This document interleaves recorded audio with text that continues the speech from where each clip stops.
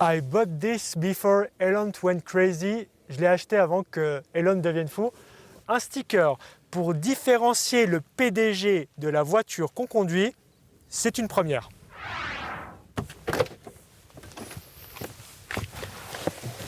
Bonjour Olivier. Bonjour Charles. Merci de m'accueillir dans votre Tesla. En effet, c'est une Tesla. Alors, pourquoi cet autocollant? Mais simplement parce que Elon, j'étais fan au départ. Il a popularisé, il a démocratisé la voiture électrique. C'est grâce à lui que depuis 2020, j'ai une voiture électrique familiale qui me plaît et qui correspond à toutes mes attentes, tout en permettant de ne pas créer du CO2. En fait, c'était l'idéal Tesla. Rouler en Tesla, c'est aussi faire partie d'une communauté, tant sur les réseaux sociaux que sur la route. Il y a aussi le salut motard qu'on fait entre Tesliens, entre conducteurs de Tesla. Ça ressemble à quoi le salut motard? Ça ressemble à un salut des doigts ou de la main simplement, quand on croise une autre Tesla. Et puis ça, c'était avant. Ça, c'était avant, effectivement, ouais. Et puis, il y a un après.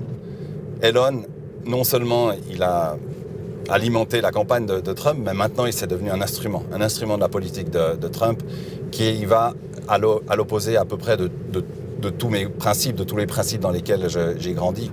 Par exemple, moi j'ai travaillé 20 ans dans la coopération développement.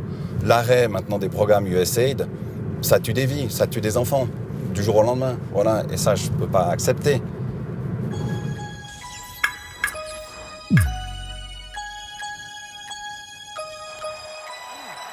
Avec son geste apparenté à un salut nazi lors de l'investiture de Donald Trump, avec son soutien actif au parti d'extrême droite européen, Elon Musk divise et c'est Tesla qui dévisse.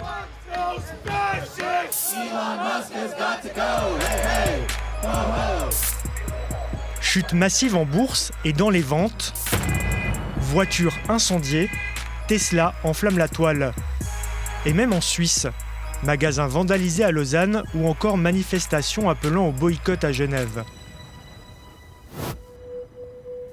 Avec quel impact sur la marque? Je suis allé chercher la réponse auprès d'un spécialiste en marketing et communication. Bonjour Olivier Kennedy. Bonjour. Vous allez bien? Mais bien et vous? Ouais, ça va impeccable. Aujourd'hui, la marque Tesla, elle vit une descente aux enfers. Elle est en train d'exploser avec les déclarations d'Elon Musk qui font extrêmement mal à la marque et la marque ne peut pas réagir. Parce que le porte-parole de la marque, c'est Elon Musk. De faire des saluts nazis et d'aller se rapprocher de l'extrême droite allemande pour les 80 ans d'Auschwitz en disant « ne regrettez pas votre passé », c'est pas très bon en fait pour une marque. Des dommages d'autant plus importants que jusqu'il y a peu, Tesla ne faisait pas de publicité. Toute la communication reposait sur la notoriété de son PDG. Un Elon Musk devenu ultra clivant et qui suscite du rejet comme il crée de l'adhésion. Je me trouve ici à Crissier. J'ai rendez-vous avec Jean-Marc Probst. En 2014, la RTS l'avait rencontré. Il était l'un des tout premiers propriétaires de Tesla en Suisse. On va voir aujourd'hui ce qu'il en pense. Bonjour Monsieur Probst. Bonjour Monsieur Charles de Châtellenois. Ça fait plaisir de vous voir. Merci. Alors, c'est à vous ça? Oui, ça c'est justement les machines qu'on vend. Je vous en prie. Merci. Si on met dans la balance tout ce qu'il a fait mettre en route le monde de l'automobile vers l'électrique, SpaceX, aujourd'hui la diminution de la bureaucratie, qui était vraiment, je pense, une bonne chose. Et puis de l'autre côté, quelques erreurs. Mais quand je mets ça dans la balance, elle penche pour moi encore toujours du côté positif. C'est une question que je me suis posée à titre personnel souvent. Est-ce que, en tant qu'entrepreneur, on a le droit de faire part de ses idées? Quand j'étais vice-président de l'Union patronale suisse, j'ai dû prendre position sur le salaire minimum. Et je pense qu'il faut faire la part des choses. Et si on fait pas la part des choses, on n'aura plus d'entrepreneurs dans le monde qui gravitent autour de la politique. Et là, tout le monde sera perdant. Je me trouve à la station de recharge Tesla de Bussigny. Derrière moi, une dizaine de Tesla en train d'être chargés. On va demander à leurs propriétaires ce qu'ils pensent de tout ce raffut en ce moment. Moi j'ai une Tesla parce que j'aime bien les voitures électriques. Et je fais pas le mélange avec son patron et la politique. J'adore l'électrique et pour moi c'est le futur. Est-ce qu'aujourd'hui j'aurais pris une Tesla? Je pense pas. Qu'est-ce que vous pensez de tout ce qui se passe autour de Tesla et Musk en ce moment? Ça c'est une question très délicate. Mes convictions d'un point de vue géopolitique, c'est une chose d'une part, et l'usage que je fais de ma voiture, pour moi aussi, c'est autre chose. Voilà, j'arrive à faire une claire séparation. Ouais. Alors pour moi, Elon Musk, c'est le meilleur entrepreneur du monde. Je pense que toutes les personnes qui le critiquent pour ces quelques dérapages, si on peut considérer que c'est des dérapages, pour moi c'est que de la jalousie, parce qu'ils ne sont pas capables de faire mieux que lui.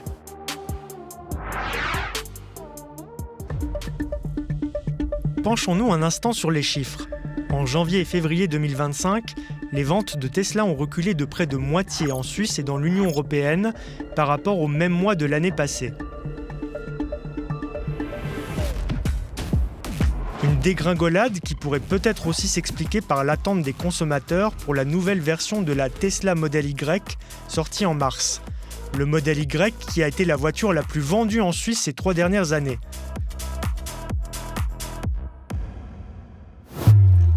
Mais pour y voir plus clair, j'ai rendez-vous avec un grand spécialiste de l'industrie automobile.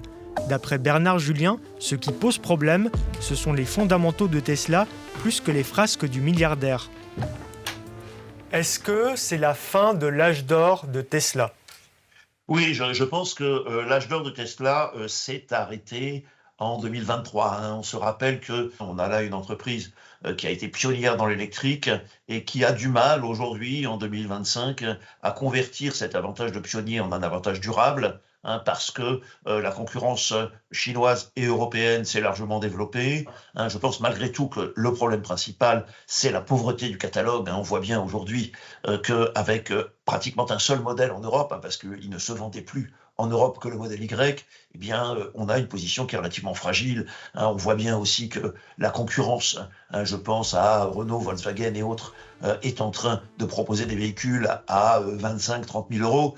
Tesla a refusé de faire ce mouvement-là, a refusé de rentrer dans le rang en quelque sorte, et ce refus risque de coûter très cher, ou coûte déjà très cher à l'entreprise en termes de part de marché. Et Tesla, en restant focalisé sur le haut de gamme, est en train de se marginaliser sur un marché qui se banalise.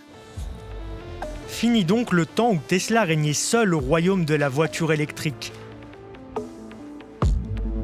La marque américaine a même été détrônée par le constructeur automobile chinois BYD, qui devrait ouvrir 15 points de vente en Suisse d'ici la fin de l'année. Cette compagnie a tout simplement fait mieux que Tesla en 2024. Ils ont vendu plus de voitures et ils ont gagné plus d'argent. Donc, ils ont atteint la barrière de 100 milliards de dollars en revenus en 2024, alors que Tesla est resté juste à 97,7 milliards de dollars en 2024. C'est une compagnie qui est en train de monter en force et les Chinois, ils sont connus pour une chose, pour faire de très bonnes choses, surtout en technologie, à moindre prix. Mais pour cette spécialiste des marchés boursiers, Tesla n'est de loin pas fini, malgré sa grosse chute en bourse. Entre décembre 2024 et mars 2025, en 3 mois, Tesla a perdu la moitié de sa capitalisation boursière. Tesla est une valeur technologique très volatile et reste à un niveau de capitalisation boursière très élevé. Tesla, elle avait une capitalisation boursière qui était beaucoup plus bas. Donc là, on est vraiment lors de 15-20 milliards de dollars, alors qu'aujourd'hui, on est proche des 900 milliards de dollars. Donc aujourd'hui, même après sa chute de 50% depuis la fin de l'année dernière, Tesla reste très bien valorisée et on voit que la tendance à long terme reste très haussière. On arrive à destination. En effet, on y est. Retour au Mont-Vuilly, où mon trajet en autostop touche à sa fin. Merci de m'avoir pris en stop. C'est un plaisir en tout cas. Dernière question, est-ce que si vous deviez racheter une voiture aujourd'hui, vous reprendriez une Tesla? C'est une bonne question. Et heureusement, il y a une énorme offre alternative qui s'est faite entre-temps. Et je pense qu'aujourd'hui, ce ne serait plus une Tesla, ce serait une voiture européenne, voire chinoise. Quelle que soit l'ampleur des difficultés pour Tesla, en 2025, la bataille pour la voiture électrique est plus que jamais lancée. Tous les constructeurs automobiles sont désormais sur les rangs.